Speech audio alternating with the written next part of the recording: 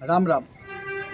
प्रिय साथियों, हमारे हिंदू धर्म में जब भी कोई माता बहन पेट से होती है तो हमेशा घर के बड़े बुजुर्गों के द्वारा एक बात की जाती है कि आपको भगवान की पूजा करनी चाहिए, अच्छी अच्छी किताबें पढ़नी चाहिए और साथ ही अच्छे कार्यों में अपना मन लगाना चाहिए। नहीं तो आप जो करेंगे वही आपके बच्चों के ऊपर उस चीज़ का असर पड़ेगा और जो आपके पेट में बच्चा पल रहा है वही उसके भी गुण वही होंगे। तो ये बात कितनी सही है, कितनी गलत है, इसका कुछ औचित्य भी है या फिर इसका कुछ प्रमाण भी है। आइए आज की इस कहानी के माध्यम से हम ये जानेंगे। ये कहानी है भक्त प्रहलाद की। पहले पूरी कहानी को सुनिए, फिर इसका सार क्या निकलता है वो मैं आपको बताता हूँ। तो आइए बिना आपका समय गवाए इस कहानी की हम शुरुआत करते हैं। एक बार क्या होता है कि दैत्यराज हिरण्यकश्यप, जैसा कि आपको पता है, वो भक्त प्रहलाद के पिता थे। ये एक दैत्यपुरी के राजा थे। यह भक्त प्रहलाद, जिनका मन हमेशा भगवान की पूजा पाठ में लगा रहता था, इस बात से हिरण्यकश्यप बहुत नाराज थे। लेकिन उनके मन में एक और विचार था कि अभी बच्चा है, जब बड़ा होगा तो धीरे धीरे करके राक्षसों वाले गुण इसमें आ जाएंगे। लेकिन वो बहुत टेंशन ले रहे थे। तो उन्होंने सोचा अब मैं क्या करूं। तो उन्होंने सोचा क्यों ना मैं इसे जो दैत्यों का आश्रम होता है उसमें भेज देता हूं, तो हो सकता है प्रहलाद में कुछ बदलाव आ जाए। इसके लिए उन्होंने जो दैत्यों के गुरु थे शुक्राचार्य, उनके बेटे थे संड और अमर्क, ये दो नाम के उनके बेटे थे। इनको वो बुलाते हैं और भक्त प्रहलाद को इनके साथ दैत्य शिक्षा लेने के लिए कि दैत्य कैसे जीवन जीते हैं, दैत्यों के कार्य क्या होते हैं, दैत्य की राजनीति क्या होती है, ये सीखने के लिए भक्त प्रहलाद को इनके साथ भेज देते हैं।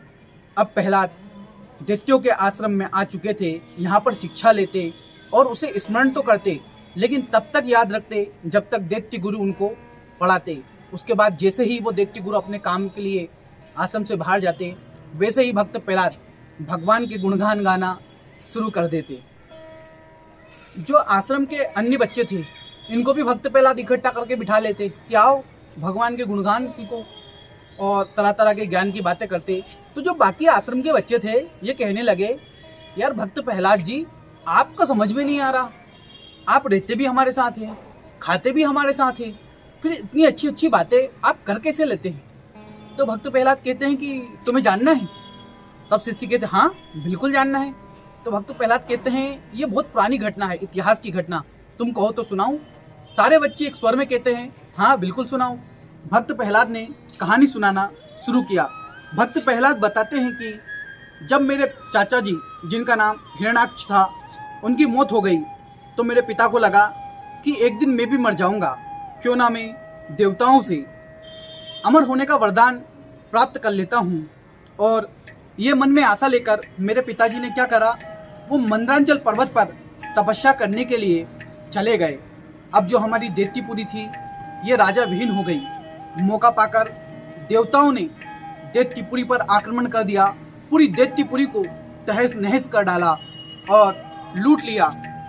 साथ ही इंद्र ने मेरी माँ कयाधु को भी बंदी बनाकर अपने साथ अमरावती ले जाने लगे।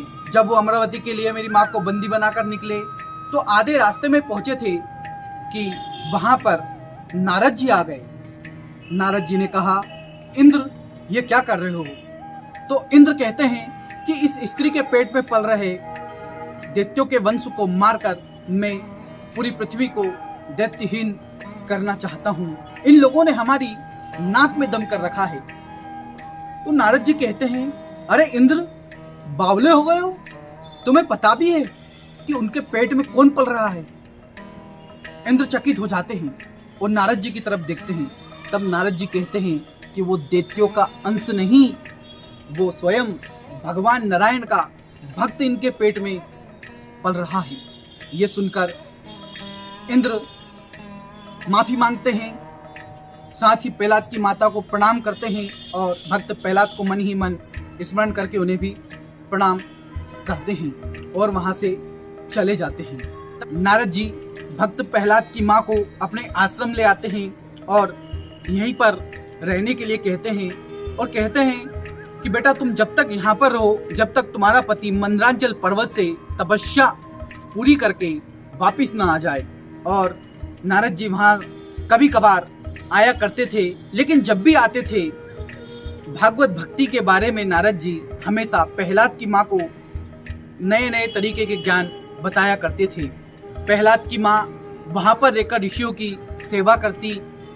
अब इसी बीच प्रहलाद की माँ तो कामकाज में व्यस्त होकर सारी चीजें भूल जाती, लेकिन उनके पेट में पल रहे प्रहलाद पूरी बातों को साअक्षर याद करता, स्मरण करता जा रहा था। जब प्रहलाद का जन्म हुआ तो वही ज्ञान प्रहलाद के लिए वरदान बना। इसी कारण आज प्रहलाद ये सारी ज्ञान की बातें आप लोगों के सामने कर रहा है। इसलिए साथियों, हमारे सनातन धर्म में कहा भी जाता है और ये 100% सत्य है कि जो भी माता बहन जब पेट से होती है और जो जो काम वह माता बहन करती है, वही उसका होने वाले बच्चे में वो गुण हमको देखने को मिलते हैं। इसलिए हमारे बड़े बुजुर्ग सही कहा करते थे कि गर्भावस्था के दौरान हमें हमारी औलाद के लिए क्या उचित कार्य होगा, हमारी औलाद में हम कैसे गुण देखना चाहते हैं, वही कार्य माता बहनों को करनी चाहिए। अच्छे लोगों की जीवन के बारे में पढ़ना चाहिए, भगवान की पूजा पाठ करनी चाहिए और किसी से भी कड़वे वचन नहीं बोलने चाहिए। आशा करता हूँ ये कहानी आपको पसंद आई होगी। यदि यह वीडियो आपको अच्छा लगा तो हमारे चैनल को सब्सक्राइब करना, वीडियो को लाइक करना और कमेंट बॉक्स में अपनी राय देना ना भूलें। मिलता हूँ किसी नई कहानी में। जब तक के लिए राधे राधे, जय श्री महाकाल।